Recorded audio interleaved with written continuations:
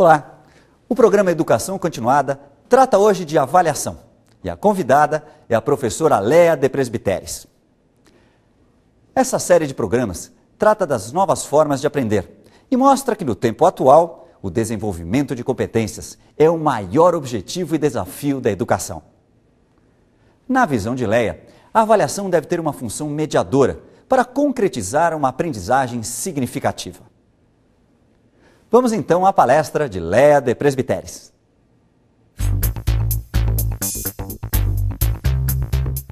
Bom, hoje meu tema é avaliação. Avaliação realmente é um tema bastante delicado, bastante complexo. Não é um tema difícil, mas é um tema complexo na ideia de complexo que é de muitas partes, muitas variáveis. E a gente vai perceber ao longo do programa que, ao falar de avaliação, a gente tem que falar de aprendizagem, do conceito de ensino, do conceito de aluno. Enfim, nós temos que ter uma visão geral do que seria esse processo de ensino-aprendizagem. E principalmente do que a gente quer alcançar com o aluno, né? Só para uma curiosidade, seria interessante a gente contar um pouquinho da história, bem rapidamente, por que hoje a avaliação é encarada como mais formativa, mediadora, e no passado, como é que ela era? Porque, infelizmente, ainda a gente encontra muito uso da avaliação como um desvio. Então, eu vou contar uma lenda bem rápida aqui, que mostra como é que a avaliação surgiu e por que ainda, às vezes, ela é usada como uma punição, como um medo, né? Principalmente do professor para com o aluno. Então, diz que, antigamente, tinham duas tribos, os gileadites e os efraimites. E aí, o líder dos gileadites, os Josafá, ele descobriu que ele conseguia discriminar quem era gileadite de quem era efraimite. Na verdade, eles moravam todos no mesmo espaço territorial. Então, o Josafá, os autores de avaliação dizem que ele fez o primeiro teste oral da história. Então, ele pedia para as pessoas falarem assim, shibolet, era uma palavra, porque ele sabia que a pronúncia era diferente dos gileadites e efraimites. Então, só para brincar um pouquinho, ele falava shibolet. Se a pessoa falava com a pronúncia correta, que ele achava que era de gileadite, ele mantinha vivo. Se a pessoa errasse, então morria. Quer dizer, na verdade, a avaliação ela surgiu com esse estigma de discriminação, de punição e de medo, né? E isso ainda algumas vezes você encontra na realidade. Eu acho que é bem menos do que a gente tinha antigamente. Tem também um outro aspecto interessante, que é o nome da avaliação, né?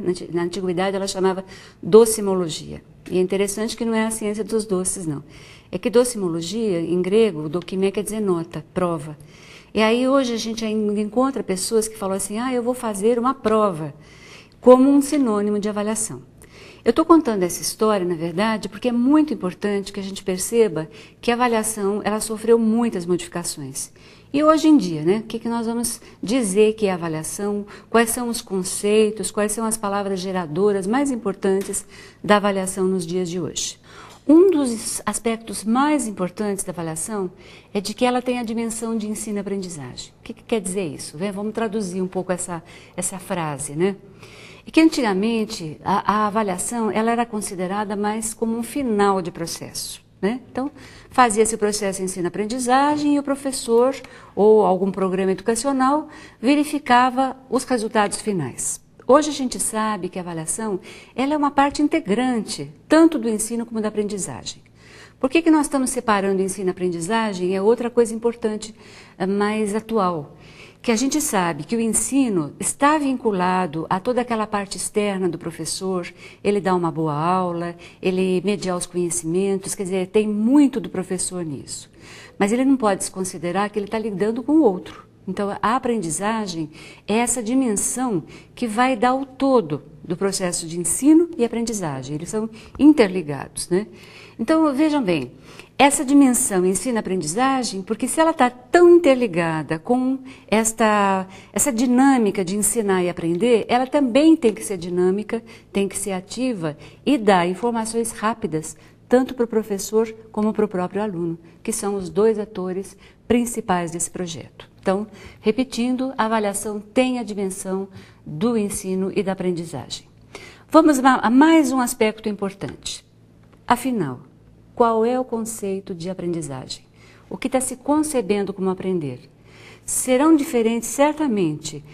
As formas, a metodologia, todo o enfoque de avaliação numa educação vista numa abordagem mais, vamos dizer assim, condutivista, de uma abordagem com aspectos mais construtivistas.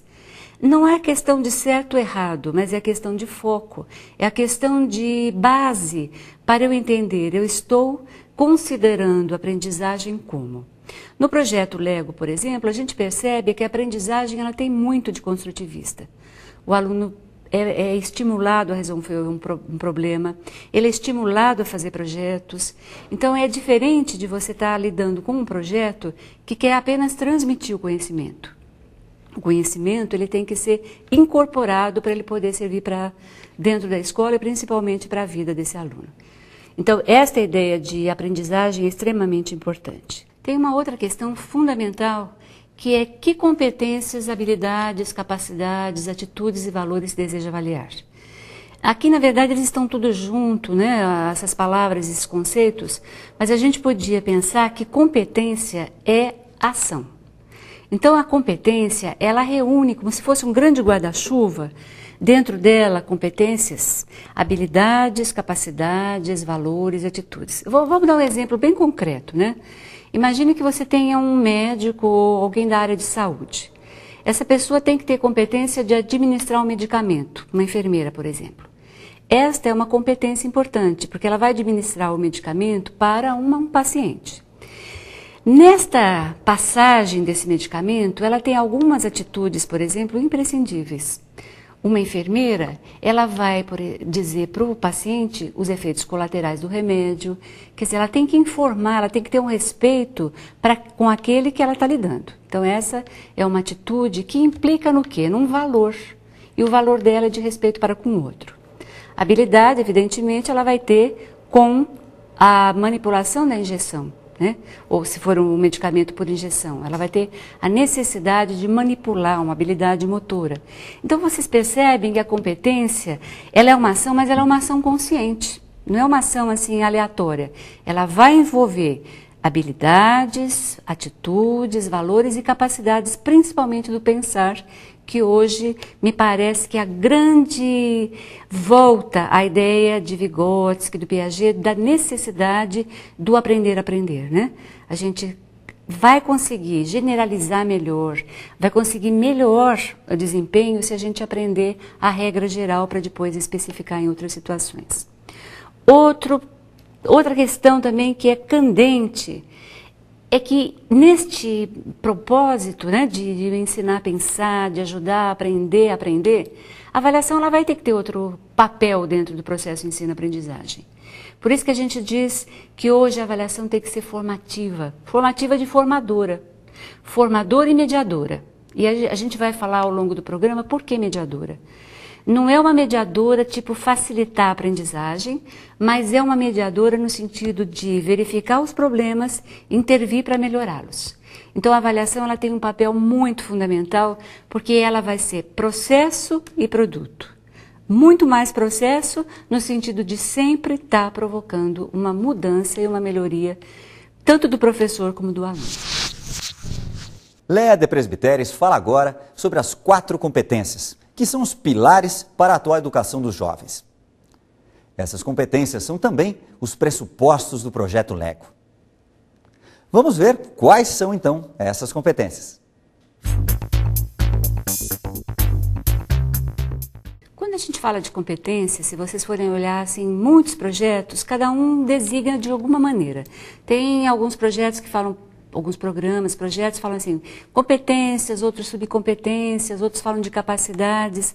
O projeto Lego, ele fez um esquema interessante de colocar 4 grandes eixos e olhem lá, bem o eixo central é o aprender a agir, daquilo que eu falei da mobilização. A competência ela tem este aspecto muito importante do agir. Então uma criança, por exemplo, que está lendo, começando a ler, quando ela começa a mobilizar todo o conhecimento dela da frase, do parágrafo, das vírgulas que ela tem que parar na leitura, das palavras que ela não entendeu, ela está mobilizando uma série de capacidades, de habilidades e até de atitude, né? Tem criança que pensa assim, não, eu quero falar direito para o outro entender. Então o projeto Lego, ele colocou assim, projeto aprender a fazer, porque a criança no projeto Lego, o jovem, ele vai trabalhar fazendo, e fazendo não alguma coisa aleatória, um projeto pensado. Há uma intencionalidade com esse projeto. Então aqui é super importante esse aspecto da intencionalidade, porque há uma intencionalidade forte de desenvolver habilidades, atitudes, valores, então não é o aprender por aprender apenas.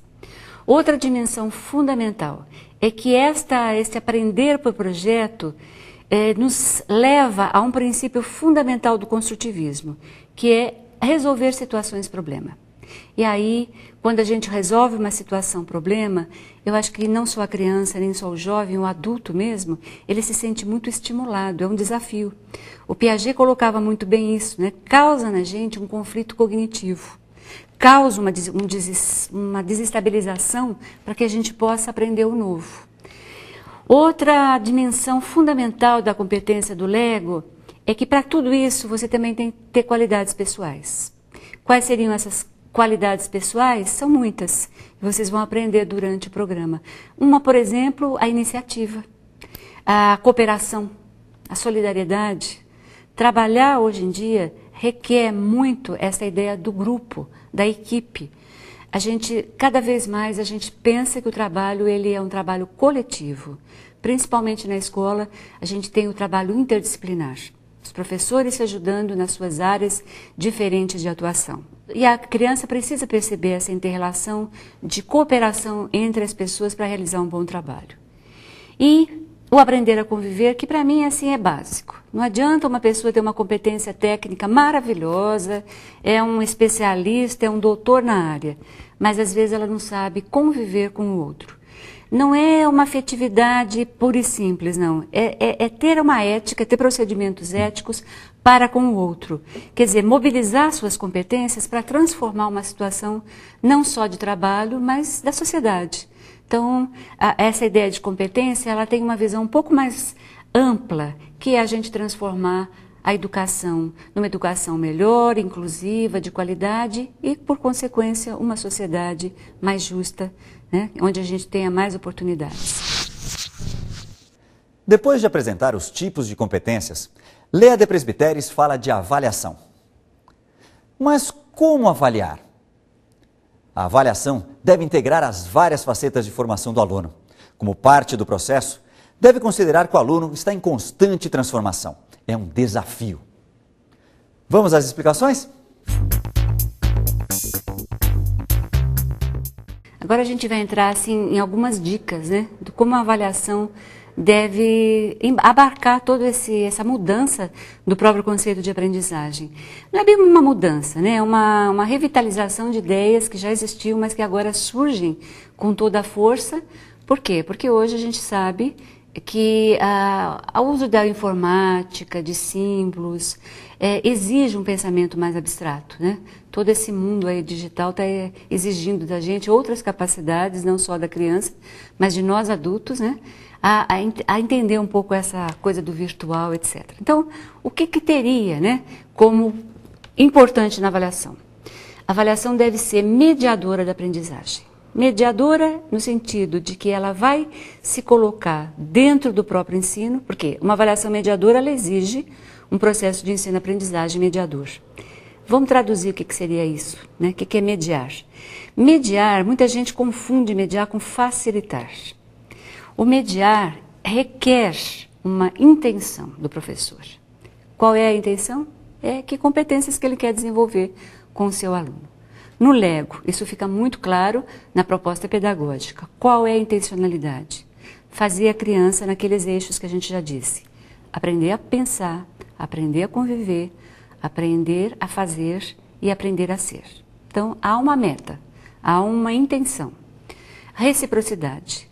Se durante o projeto, né, esta aplicação deste programa, ele tiver reciprocidade, evidente, a criança vai criar um significado muito forte com a tarefa que ela está fazendo. Eu vou falar um pouquinho mais depois do significado, que é uma das peças-chaves hoje em dia, tanto na educação como dentro da ideia da psicologia. O que é o significado ao você fazer um trabalho. Mediadora também no sentido, então, de que ela não vai facilitar, ela vai intervir quando necessário para melhorar pensamentos que não são, às vezes, muito corretos, não corretos, muito lógicos, pensamentos que necessitam de uma maior definição. Por exemplo, você às vezes pensa num jovem, ele não resolve um problema, não faz um projeto, não porque ele não sabe. É que às vezes ele tem algumas funções cognitivas, algumas capacidades que não estão bem desenvolvidas.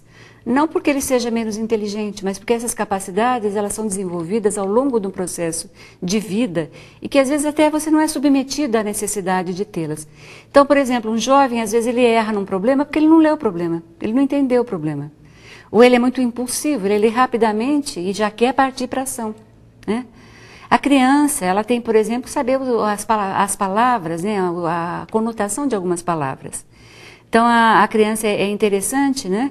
Porque ela, se ela não entende a palavra, às vezes ela cria um significado. Um significado lógico, mas que também pode, às vezes, interferir no processo de desenvolvimento de alguma coisa. Então, a mediação, às vezes fala assim, mas intervir é uma coisa antipática, parece uma coisa tecnicista e muito autoritária. Não, o problema da avaliação, ela é educacional. Educação, o que quer dizer?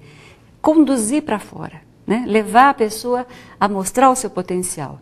E essa avaliação ela também vai ter que intervir para mostrar que as pessoas, às vezes, têm o potencial lá escondidinho e que você, através dela, você pode tirar e criar, e que eu acho que é a parte fundamental da avaliação mediadora e de um processo mediador, que é a autoestima. As pessoas precisam se sentir competentes, precisam se sentir com potencial para aprender. Infelizmente, às vezes na escola, você vê que a criança ela é colocada já como uma fracassada, né? Não é em toda a escola, não estou generalizando, mas isso é fundamental, que para aprender a gente tem que ter muita condição de se sentir útil naquilo que está fazendo, né? Se sentir sujeito. Outro aspecto fundamental é que a avaliação deve fazer parte integrante do planejamento e do desenvolvimento das ações educativas. A gente já falou um pouquinho sobre isso, mas eu gostaria de ressaltar um ponto super importante que eu encontro muito na prática, né, da educação. Às vezes, o professor ele desenvolveu tanta coisa e ele avalia muito pouco. Quer dizer, todo aquele esforço, ele, de uma certa maneira, minimiza na avaliação. Por outro lado, tem professor que não ensina e depois avalia o que não ensinou. Veja bem, quando eu coloco isso, eu não estou generalizando, eu estou colocando que são exceções, mas que podem ser melhoradas, né? Coisas que não deveriam mais acontecer. Então, quando a avaliação ela é integrada ao planejamento e ao desenvolvimento, quando o professor está passando pelas cadeiras, olhando os alunos a fazer alguma coisa, ou no projeto Lego, quando o aluno estiver fazendo o projeto dele, estiver mexendo as peças, já é um momento de uma avaliação formativa. Eu já posso localizar alguns aspectos, algumas habilidades que devem ser reforçadas. Por exemplo, uma localização espacial de uma peça, uma habilidade maior de juntar e fazer uma associação de peças diferentes, classificar outras peças. Então, estão percebendo que a avaliação, ela não deveria nem ser chamada avaliação nesse momento. Ela faz uma costura, né, com o trabalho. Como a gente, no dia a dia, a gente também se avalia, né? Toda hora que a gente se olha no espelho, de uma certa maneira, a gente está fazendo uma avaliação formativa, né? E aí a gente arruma um pouco o cabelo, passa um batom quando as mulheres têm necessidade, né? Os homens também hoje estão bastante fazendo a sua avaliação formativa da aparência. Então vocês percebem que a avaliação é vida, né? A avaliação ela está integrada às nossas ações e na escola muito mais ainda. Outra coisa importante, a avaliação deve ser estímulo à metacognição, autoavaliação e autorregulação. Essa palavra técnica, metacognição, traduzindo em miudinhos, também é muito simples, é o seguinte: metacognição é você tem um problema e você conta como é que você pensa aquele problema. Suponha que você tem aqui um problema de matemática, né? Você vai dizer assim para o professor, o aluno vai dizer para o professor: olha, professor, este problema eu fiz primeiro essa operação de adição porque ele falava que eu comprei uma laranja e mais uma banana tanto cada uma. E ele vai te explicando o raciocínio.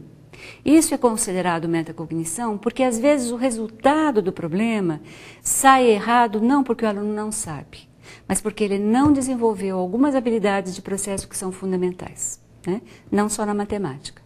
Numa interpretação de um texto, numa redação, numa experiência de ciências, numa aula de física, né? Então, não se deve pensar no teorema só, tem que se pensar no processo de compreensão disso. Autoavaliação. Essa é uma das ideias mais modernas, vamos dizer, e que tem um autor muito importante, que é o Patton. E ele diz o seguinte: a avaliação ela tem que tornar a pessoa autônoma, independente. Então, no caso de um trabalhador, por exemplo, ele mesmo, ao fazer uma peça na mecânica, ou ao fazer uma tarefa na gráfica, ou um guia de turismo, por exemplo, ele tem que perceber quais são os critérios de qualidade daquela tarefa, daquela atividade, para ele mesmo poder se autoavaliar e se autorregular. Quer dizer, ele mesmo melhora o seu processo sem necessitar de que alguém externo venha fazer pressão sobre ele, dizendo, olha, está errado isso aqui. Ele mesmo, durante o processo, vai conseguir se autoavaliar e se autorregular. A avaliação deve ser feita por instrumentos e estratégias diversificadas. Também é uma coisa super importante. Se a gente falasse isso algum tempo atrás, aqueles defensores da prova, do teste, iam olhar-nos como ETs, né? Não. Por que a gente diz hoje isso? Porque as pessoas têm diferentes canais, diferentes modalidades de aprender. E se você aprende só por um instrumento, vamos supor, só sei fazer bem teste, prova, que é um pouco só treinar em algum instrumento, isso nos vai propiciar uma estreiteza mental. A amplitude mental é a gente conseguir expressar o nosso conhecimento tanto por meio de uma dramatização, de uma pesquisa, de uma análise de caso ou de alguma coisa que vai constar de um portfólio. Então, a estratégia diversificada, o instrumento diversificado, ele também é uma coisa construtivista, é um princípio construtivista, porque ele nos permite expressar os pensamentos, permite ao aluno mostrar como ele sabe, como sabe, dentro de várias possibilidades de estímulos diferentes. Para terminar este pedaço, né, porque tem muita coisa ainda, os critérios de avaliação devem ser explicitados aos alunos. Isto aqui, para mim, é o ponto-chave, porque critério é parâmetro, é regra do jogo.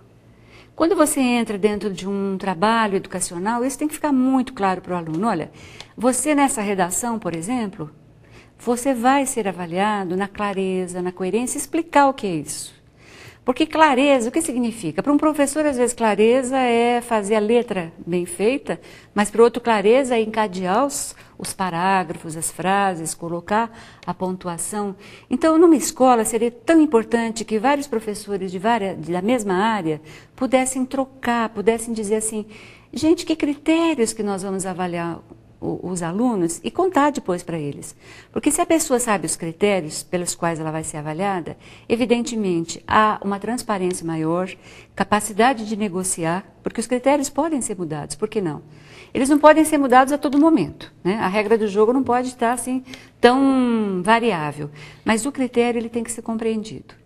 Quando eu falo de critério, eu sempre lembro de uma história muito interessante que tem na filosofia do Procusto. O Procusto era um filósofo e ele inventou uma caminha, um leito, uma cama. E ele era tão rígido que ele queria que todo mundo coubesse naquele leito. Então, por exemplo, ele pegava assim aquelas pessoas mais baixinhas, para caber naquele leito, ele pegava um instrumento de tortura e botava e esticava assim a perna da pessoa até ela caber naquele leito. Com as pessoas mais altas era mais simples, ele cortava as pernas. Por que eu estou contando essa história tão drástica, né? Mas é importante a gente saber que o professor, às vezes, ele espelha no aluno aquilo que ele quer ser. Que o aluno seja ele, o professor, e não o aluno. Então, de onde sai o critério? O critério sai da natureza da tarefa.